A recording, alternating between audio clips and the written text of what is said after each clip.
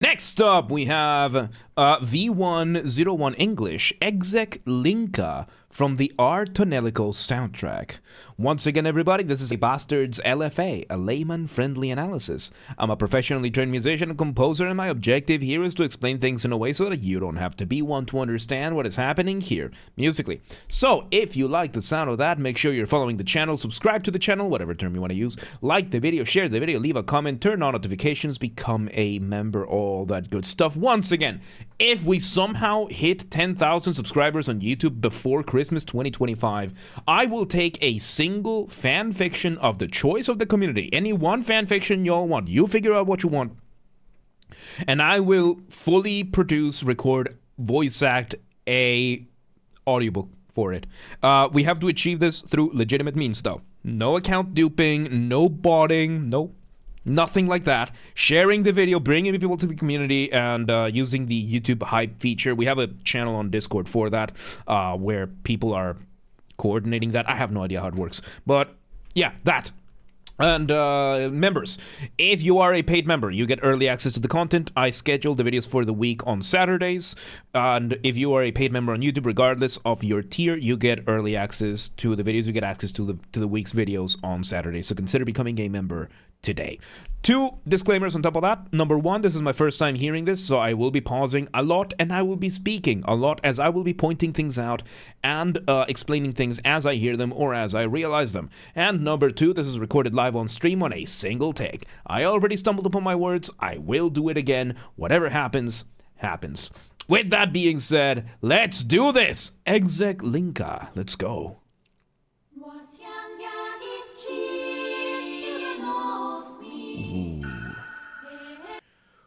Okay, so we start with a beautiful vocal arrangement that we've had other times with our Tonelico music. We have, I think, 3 layers of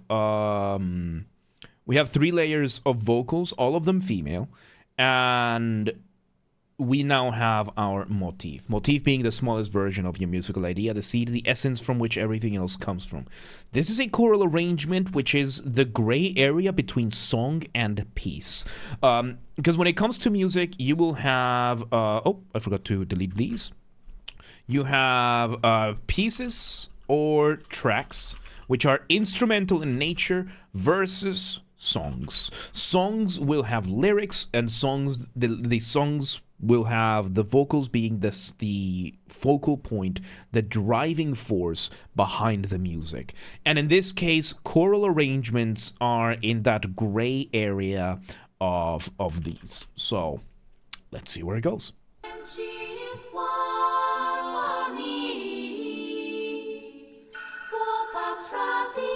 I like that percussion at the start or at the end. I really like that percussion indicating the end of a phrase. So it's fun. These are fun. So when it comes to music, you have the motif and your melodies, and when you make those melodies, you make what is called phrases. This is very evident when it comes to choral music and vocal arrangements like these, because when it comes to human beings, we have lung capacity. Unlike something like a bowed instrument, like in the case of, let's say, a violin, you can only hold a note as long as your bow will allow. Woodwind instruments, as long as the player is able to blow into the instrument. Same with the trumpets. The only exceptions of instruments that could theoretically play perpetually are synthesizers. Because synthesizers, those are synthetic, those are digital, and they do not, you don't need to worry about, it running out. Like you can just hold down the thing. Organs, theoretically, some organs can. Theoretically, however, a pipe organ is going to only hold a note as long as the air keeps circulating. So if the mechanism stops working, then that's it. That's it. No more air for the organ. So yes, and I like right now that a way of marking the end of a phrase is with this percussion.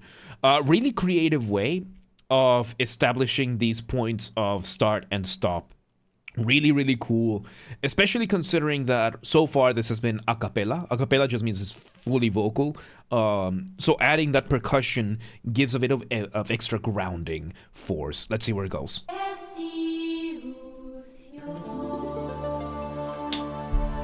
And we bring a string orchestra and a harp. Just building those layers.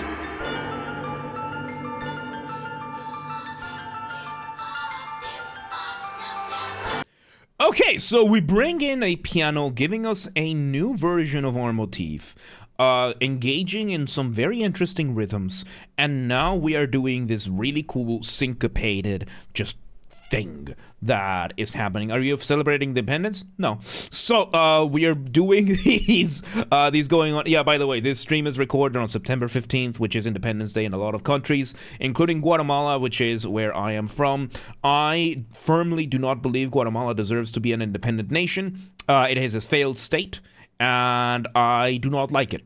I do not like that place. I think it needs to be taken over by another country that is capable of taking care of its people. And before you cry on the on my comments, if you're in Guatemala, I used to live there. I grew up there. I know what it's like.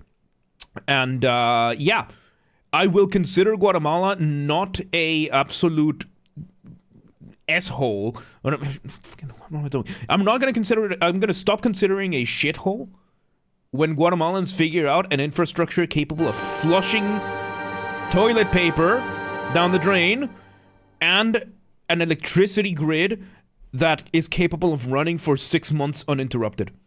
That's my standard. Mike, thank you for the sub on Kick. I appreciate it, dude. I appreciate your continued support. Enjoy your status as an artist bastard. All right, let's see where this goes. And Mouse, welcome to today. Yeah, that was completely off topic, but yeah, let's continue. We changed completely these.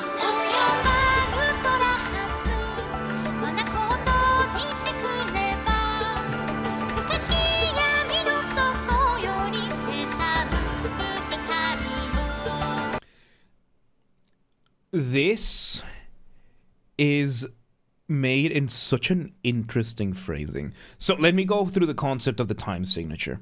We're going to explore our time signatures. When you're making music, you have 3 elements: melody, harmony, rhythm. And Voltec, thank you for the follow. Welcome to the mosh pit. Welcome today. So when it comes to rhythm, rhythm is the use of time, the subdivisions of time, how fast things happen, how slow, when they happen, and beat, all things. We then subdivide time into bars or measures, and these are then determined by a time signature. Time signature is going to be 2 numbers, upper number, lower number. The upper number is going to determine the number of beats. The lower number is going to determine the type of beat. So this is very easily understood in English. It's very easy to remember. Whole notes are represented by number 1, half notes number 2, quarter notes number 4, eighth notes number 8, 16th notes 16, so on and so forth. So in this case, 4/4, it's going to be 4 quarter notes in our measure. And you are going to count it using the quarter notes. So if we had a 4/2 measure, we would have 4 half notes, and we would count them 1 through 4 based on the half notes. So in the case of 4/4, you count 1, 2, 3, and 4.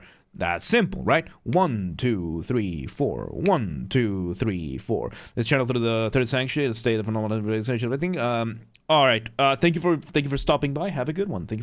I appreciate it. Thank you for the follow or subscription. I don't know if terms do. So yes, we have time signatures, and there's a little bit of a barrier of how you count them, right? So if you have whole notes, half notes, and quarter notes, you're going to count them the same numbers. However, once you reach eighth notes and further, you are going to engage in subdivisions. So for example, a measure of 6/8, you're going to have 6 eighth notes in a measure. So 1, 2, 3, 4, 5, and 6.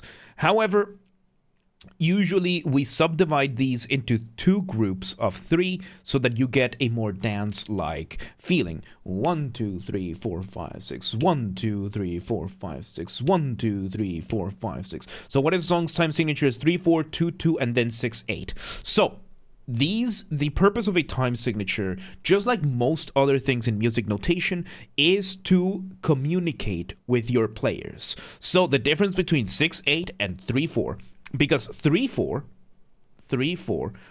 is 3 quarter notes, because once again, one whole note contains 2 half notes, one half note contains 2 quarter notes, one quarter note contains 2 eighth notes, 1/8 note, 2 16ths, so on and so forth. So in this case, a 3/4 bar is going to have the same number of notes as a 6/8 bar. However, the way you count them is going to be different. 6/8 bar, 1 2 3 4 5 6, 1 2 3 4 5 6, 3 4, 1 2 3, 1 2 3. So it is a very, very different feeling that you get for these, and a 2/2 bar in this case would be 1 2 1 2. So the feeling of all of these is going to be different. However, there is also the concept of the odd time signature. The only exceptions to the odd time signatures are 3/4, maybe 3/4.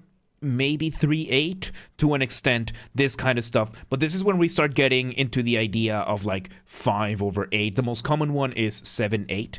And then comes to the concept of subdividing, right? So subdivisions, why does 7/8 feel rushed at the end, but 7/4 feels slower at the end? So again, it goes down to how you count it. If you count quarter notes and bigger as the numbers themselves, you count eighth notes and smaller into subdivisions. So the difference between 7/8 and 7/4. So 7/8, you are going to subdivide these similar to how we did in 6/8. So you're going to end up with the most common 7/8 is 2 groups of 2 and 1 group of 3. So you're going to end up counting them in that way. And you're just going to count 1 2 1 2 1 2 and 3. 1 2 1 2 1 2 3 1 2 1 2 1 2 3 1 2 1 2 1 2 3. However, if we get a 7/4 bar, we just need to count the quarter notes that we get from this. And you're just going to count 7/4. And you're not going to subdivide them. So 7/4, 1 2 3 4 5 6 7. 1 2 3 4 5 6 7. 7/8, 1 2 1 2 1 2 3 1 2 1 2 1 2 3 1 2 1 2 1 2 3. Because you subdivide 7/8, you don't subdivide 7/4. That is the main reason, and then that is going to result in a completely different feeling. This piece sounds like it is subdivided into an odd time signature, but it's not. This piece is 134. There is no such a thing as a lower side being 34. It has to be 1, 2, 4, 8, 16, 32, 64, 128. So 100/32, you would have to subdivide it. You would have to subdivide it in such a way in which it makes sense. I am not the kind of person that would do it. I know that there are drummers on YouTube that gladly do that kind of stuff. But yes, and at the end, something as a 100 bar, like a 100/32, is very impractical. The whole idea of time signatures, of notation in general, is to communicate. And you want to keep things as simple as possible with your players. However, in this case that we're getting, it sounds like we're doing some insane subdivisions. We're not. This is in 4/4. It's just subdivided in a way that it kind of sounds like it isn't. But it's just in 4/4, subdivided in a weird way. Yeah, let's continue. 1 2 3 1 2 1 2 3 1 2 1 2 1 2 3 1 2 3 1 2 1. Wait, no. So we have 1 2 3 6. Oh no, this one is in 5. This one is in 5. This one is in 5, by the way. This is in 5/4. 1 2 3 4 5 1 2 3 4 5 1 2 3 4 5 1 2 3 4 5. Yeah, I did not count. I didn't count the. I missed one of them. So yes, and Ripper, welcome today. How you doing? So yeah, this one is in the time signature of either 5/4 or two smaller 5/8. I think it's 5/4 because of the overall beat. I could be wrong. It depends at the end of the day how the composer subdivides it. But yeah, we're basically just engaging in these rhythms, and it could be 5/8 over 5/4. Let's see. And mainly the percussion is... Yeah, it's 5/8 because of the subdivisions. It's 5/4. Sorry, it's because of the subdivisions. It's 5/4. And the main giveaway over here is the strings. The strings, whenever they change change mainly with the bar, not with the beat. So, yeah. Yeah, our Tonelico with the time signature pairs all this time. Very good. So, yes, let's see where this goes.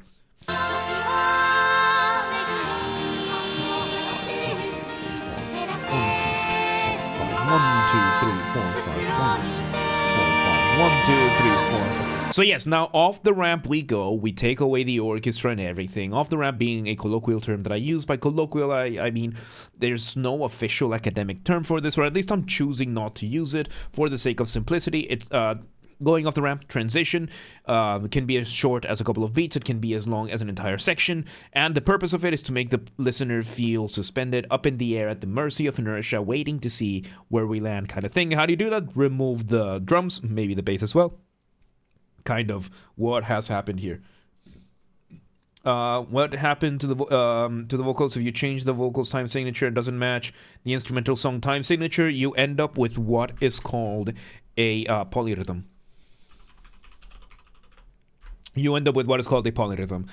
Stravinsky is a very, very good example of that. And polyrhythms just means you have more than one rhythm that conflicts with one another playing at the same time. You can also have the concept of overlapping polyrhythms that happens like this. For example, you can have the idea, I think it's Petrushka, that has a bunch of stuff, but let's say we can have, you're going to need to do math for this kind of thing, right? So let's say we have one instrument doing 4/4, and we have here 2 bars of 4/4, and on top of this, we are going to have another instrument doing 7/8. So now we have to engage in math. Because then 7/8, that means this is going to come just short of the other one. It's going to come up short to the other one. So now you're going to need to repeat the 7/8 bar enough times until you can just align both of them again. But it can happen. It has happened. It's a very difficult thing to do, especially if you end up changing things, but you end up with polyrhythms or with more multi-rhythmic, multiple time signatures. Stravinsky is a very, very good example of this kind of stuff. It can get very, very complex, but it is possible. So yeah, that would be a polyrhythm. Right now, we are still pretty much all of us aligned in the all time signature, and now we have this version without the percussion. Let's see where it goes. We bring an acoustic guitar instead. Flute. 1, 2, 3, 4, 5. 1, 2, 3, 4, 5. 1, 2. Ooh. We change from 5/4 to a more 6 feeling. We change over, so it could be that was 5/8, and we were just counting this because this feels like a 6/8. Yeah, the flute was a very, very nice addition to this. We bring back the percussion. We are still doing those subdivisions in the voice, giving us a rhythm, while the rest is giving us that 6/8 feeling. This is rhythmically, this is very complex. And because of that, our motif is no longer so much the melody, but we are using mostly rhythms as our motif. Really, really cool. Very difficult to achieve, especially to keep a piece engaging in that sense. So let's see where it goes.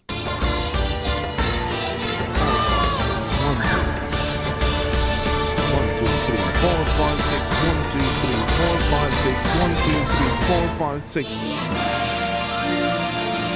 And yeah, we are just changing the time signatures over and over and over again. This piece is very Stravinskyan in its approach. It's really, really difficult to not only compose, but to perform something like this. If you want to see examples of this, I highly recommend you listen to Stravinsky. Like, Stravinsky writes this kind of music. We're talking Petrushka, we have Rite of Spring, and we have the Firebird. They don't have vocals.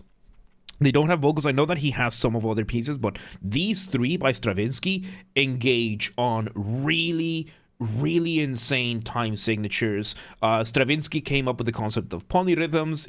Or at least he really explored it in detail. He also did the concept of polyharmonies, which is the same thing but with chords. And it's, my God, like, out of these three, my favorite is the Rite of Spring. Insane composition. Like, there are some recordings on YouTube that you can get of the original ballet. These are supposed to be ballets, by the way. And you listen to them and you can be like, oh, that ain't no ballet. But it's really, like, rhythmically, these are very, very fascinating. And it's giving me like this kind of vibe. Really, really good stuff. Of course, there are more contemporary bands that do this, mainly in prog, progressive rock, progressive metal, that engage in this kind of thing. Really cool stuff. Let's just see where it goes.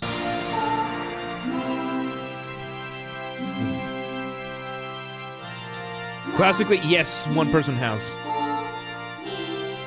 Oh, and we bring in the pipe organ. One,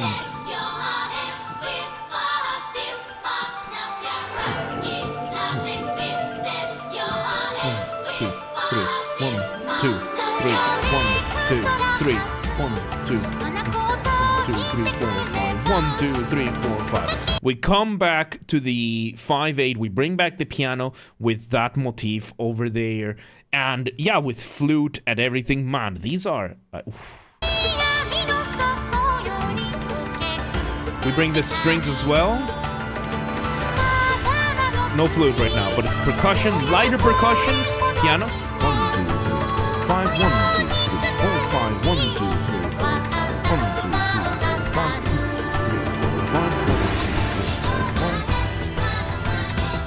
2, 3, 4, 5, 6, 4. We bring the same thing, like, we're repeating basically, and yeah, this whole thing is mainly just rhythm. It's just rhythm. We are singing the chords that we have just to the rhythm, and we are adjusting the lyrics to that rhythm. It is insane how much you can do this. Have you already listened to the Battle Beat 2 as requested, not been done? I don't know. We have, I think this week, we are reaching, how many, at the time of recording, how many LFAs have we done? At the time of recording, which is 15th of September, we have 340 LFAs. That means this week we're reaching 350 LFAs. Oh my God. Yeah, I don't know. You can search the channel if it's already been done. I don't think we have. Anyway, let's continue. We are now bringing the climax, going up. Oh, off the ramp we go. On the higher end. And now, for the first time, we bring a piano that is going upwards instead of downwards. We're bringing the piano upwards in a very beautiful way. Very, very beautiful way. So far, the piano has been going downwards. And now we've flipped things around, and we're giving this really beautiful... Man, this is such a complex piece in so many ways. I'm trying to keep things simple. But it's so beautiful. Like, our Tonelico is insane how beautiful the music is. So, let's see. Nice, Nadia, nice. 3, 4, 5, 6, 4, fine. We switch over to the acoustic guitar and the flute as well. So yes, we're still engaging just in rhythm. What is mainly changing is the accompaniment. We are changing the instrument. So this piece over here, this song, this track, has been a very, very good study of instrumentation. Because so much of this, the vocals have been basically doing the same rhythms, and it's been... And so has the accompaniment, but it's been changing the instruments around, what has really, really cemented how good this is. Let's finish this. Let's see how it goes.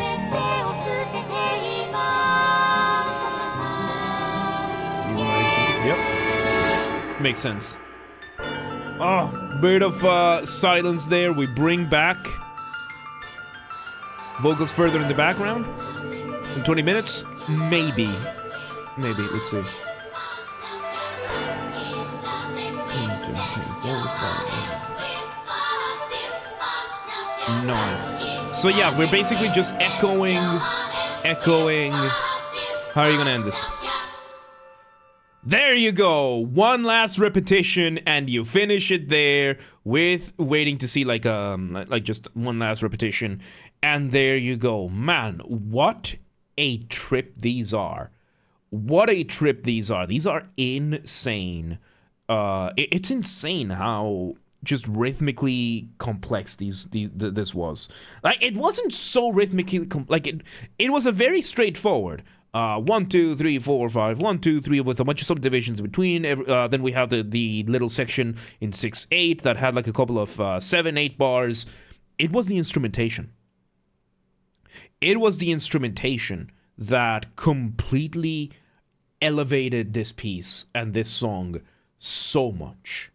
It was very, very good. There you have it. That was Layman-Friendly from the Tonelico soundtrack. What a trip. Once again, everybody, this has been a Basterd's LFA, a layman-friendly analysis. I'm a professionally trained musician, a composer, and my objective here has been to explain things in a way so that you don't have to be one to understand what's happened here musically. So, if you're watching this on the YouTube video archive thing, thank you for watching. Make sure you're following the channel, subscribe to the channel, whatever term you want to use. Like the video, share the video, leave a comment, turn on notifications, become a member. Once again, if we somehow hit 10,000 subscribers before Christmas 2025 on YouTube, I will take a single fan fiction of the choice of the community, whatever y'all like, and I will fully produce, record, and voice act the audiobook for it, whatever y'all want.